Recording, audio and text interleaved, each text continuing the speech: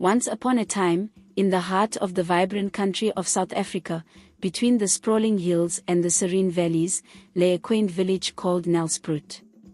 Known for its lush landscapes and tight-knit community, Nelspruit was a place where traditions were held dear, and every villager knew one another. It was a peaceful place, untouched by the chaos of the outside world.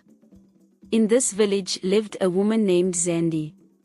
Zandile was kind-hearted and generous, always helping those in need. She was loved by everyone in the village. However, there was one sorrow that weighed heavily on her heart: Zandile was barren. Despite many years of marriage to her loving husband, they were unable to have children. This was a source of great pain for Zandile, as she yearned to hold a child of her own. One fateful evening, as the sun dipped below the horizon and the sky painted itself in hues of orange and purple, Zandile decided to take a walk through the forest. The forest was known for its mystique and the old tales that surrounded it. Some villagers believed it was enchanted, while others whispered about spirits that resided within its depths. As Zandile wandered deeper into the forest, she stumbled upon an old woman sitting by a fire. The woman was cloaked in a tattered shawl, her face wrinkled with age but her eyes gleaming with a strange, otherworldly light. "Good evening, mother," Zandile greeted her respectfully, for it was customary to address elders with reverence. The old woman looked up and smiled, a knowing smile that sent a shiver down Zandile's spine. "Good evening, Zandile. I have been expecting you." Surprised, Zandile asked, "How do you know my name?" The old woman chuckled softly. "I know many things, my dear. I know of your sorrow, your longing for a child. Sit with me, and I shall grant you your heart's desire." With a mix of curiosity and hope, Zandile sat down beside the old woman. The fire crackled and cast eerie shadows around them. The old woman reached into her bag and pulled out a small, intricately carved wooden doll. "Take this doll," she instructed. "Keep it close to your heart tonight, and by morning, you will have a child. But remember, every gift comes with a price." Desperate for a child, Zandile agreed without hesitation. She thanked the old woman and hurried back to her hut, clutching the doll tightly to her chest. That night, she kept the doll by her side as she slept, dreaming of the child she longed for. The next morning, Zandile awoke to the sound of a baby's cry. She looked around in disbelief and saw a beautiful baby boy lying beside her. Tears of joy streamed down her face as she picked him up and held him close. She named him Blessing. News of the miraculous birth spread quickly through the village, and the villagers came to see the child and offer their congratulations. Zandile and were overjoyed, and their home was filled with laughter and happiness. However, as the days turned into weeks, strange things began to happen. The crops in the village started to wither, animals fell ill, and the once harmonious village was plagued by misfortune. The villagers whispered that the child was cursed, bringing misfortune wherever he went. Zandile refused to believe that her beloved Blessing could be the cause of the villagers' suffering. But as the strange occurrences continued, she could no longer ignore the whispers. Determined to save her family and her village, Zandile decided to seek out the old woman in the forest. With Blessing in her arms, Zandile ventured back into the forest. She found the old woman sitting by the fire, just as she had before. "Mother, please help me," Zandile pleaded. "My child is bringing misfortune to the village. What must I do to break this curse?" The old woman looked at Zandile with pity in her eyes. "I warned you that every gift comes with a price. The child you hold is bound by a curse. To break it, you must uncover the truth about the curse and perform a ritual to lift it." Zandile's heart sank. She had hoped for a simpler solution, but she knew she had no choice. "What must I do?" she asked. "The curse was placed upon the child because of a sin committed by your ancestors," the old woman explained. "You must find out what that sin was and atone for it. Only then will the curse be lifted. With a heavy heart, Zandi returned to the village and began her quest to uncover the truth. She sought out the village elders, who told her of a dark secret buried in the past. Many generations ago, Zandi's ancestors had wronged a powerful healer, causing great suffering and loss. In her dying breath, the healer had cursed their lineage. Zandi knew she had to uncover the details of this ancient sin. The elders directed her to a hidden chamber beneath the village's oldest hut, where the history of Nelspruit was meticulously recorded in faded scrolls and carvings. Descending into the dimly lit chamber, Zandi felt a chill run down her spine. She lit a torch and began to examine the ancient texts. The story that unfolded before her was one of betrayal and tragedy. Long ago, a healer named Neledi had lived in Nelspruit. She was revered for her wisdom and her ability to heal the sick. However, the chief of the village at that time, Zandi's ancestor, grew jealous of Neledi's influence over the people. Fearing that she would usurp his power, he accused her of witchcraft and had her executed. As Neledi lay dying, she called upon the spirits to curse the chief's lineage, ensuring that they would suffer for his betrayal.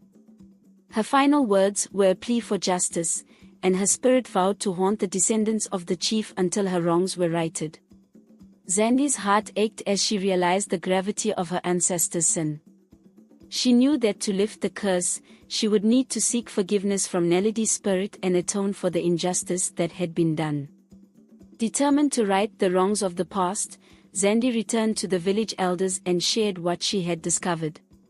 They were shocked and saddened by the revelation, but they agreed to help her in any way they could. The elders informed Zandi that Neledi's grave lay deep in the forest, in a place where few dared to venture. It was said that her spirit still lingered there, waiting for the day when justice would be served. Zandi knew she had to make the journey, no matter how perilous it might be. With a heart full of resolve, Zandi prepared for the journey to Neledi's grave. She gathered the necessary items for the ritual, including offerings of food and herbs, and sought guidance from the spirits through prayer and meditation. She knew that she would need all the strength and courage she could muster to face the spirit of Neledi and seek her forgiveness.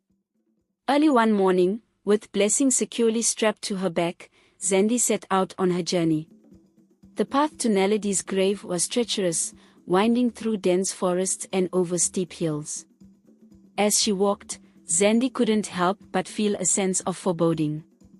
The forest seemed alive with whispers and shadows, as if the spirits themselves were watching her every move. After several days of travel, Zandi reached the outskirts of the forest where Neledi's grave was said to be located. The air grew colder, and the trees seemed to close in around her, creating an eerie, almost suffocating atmosphere.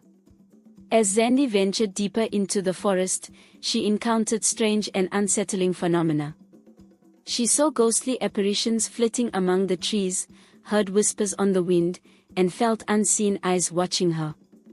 But she pressed on, driven by her determination to break the curse and save her village.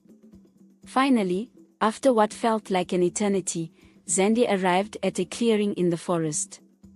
In the center of the clearing stood an ancient stone marker, covered in moss and vines. This was Neledi's grave.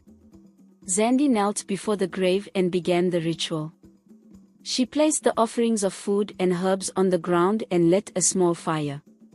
As the smoke rose into the air, she spoke words of repentance and begged for Neledi's forgiveness. The wind whispered through the trees, and Zandi felt a strange sensation wash over her. The air grew still, and she heard a soft, echoing voice. "Who disturbs my rest?"